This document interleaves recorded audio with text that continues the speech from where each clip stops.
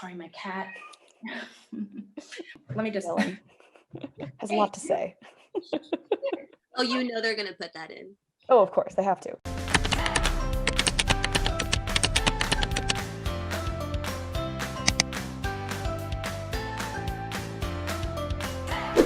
Welcome everyone to the start of our recurring series. Did you know about this lyric with someone who I'm so excited for everyone to get to talk to, along with more of our lyric team members. Hi, my name is Julia. I use they, them pronouns, and I am one of Lyric Stage's digital media interns. Hi, I'm Amber Vonner. I am a local hair, makeup, costume designer. I'm currently part of the local 798 hair union. To kick us off, you were the costume designer for The Wiz at Lyric Stage. So what was your design process like? I'm a very research-heavy designer. I think I'm just a historian. I just choose to tell the story and express it through hair and clothing. And with The Wiz, Don Simmons, the director, having us base The Wiz in New Orleans, it gave us this like vast landscape to dive into color, culture. In the realm of those costumes and those elaborate kind of costumes that you had to do all that research for, how did you go about building them? Because I was looking at the pictures and they're absolutely gorgeous. I had an amazing assistant, Jez and Sulaco, and so I was able to lean on people. That was another thing with The Wiz. I had multiple artists help me out. I don't want to do anything alone anymore. I had a lot of time in my life where it was like, I can do this all by myself. I don't want to do anything alone anymore. And I think theater is the space where we are supposed to collaborate. So I really wanted to just push that even further, especially with The Wiz, knowing that it was so big. And I reached out to some fabricators, some local fabricators. That's who helped me with the Tin Men costume. I myself outsourced from 2 different seamstresses who are just friends of mine in town.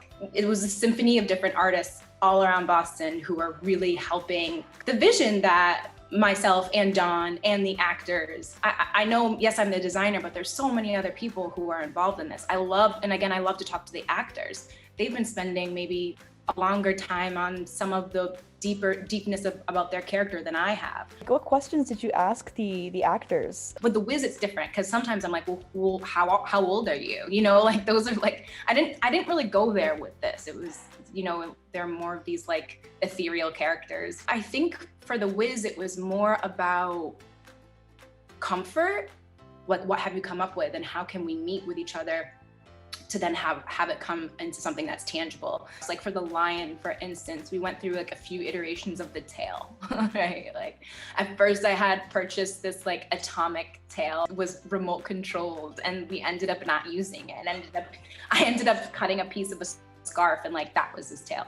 I don't want an actor to think about what they're wearing. I want them to do their job. Like my job is to worry about what they're wearing. So where exactly do you work when you're doing these big costumes? Oh, so during The Wiz, I actually had this beautiful studio space in Central Square in Cambridge. Now we're in my office, home studio. The Lyric Stage also like had some space for me to build. But it is really nice to have your own studio space if you can, or a shared space. Because it's nice to just like get messy and like leave it messy until you're ready to like go back and refresh and start over the next day. You know, use your resources. I think that's the biggest thing. And again, it has to do with not wanting to do things alone and knowing when to ask for help and just not being afraid to, because that's when the best things I think can really come alive, when everybody has their hands in just to support you. Thank you both so much for signing on today and talking with us.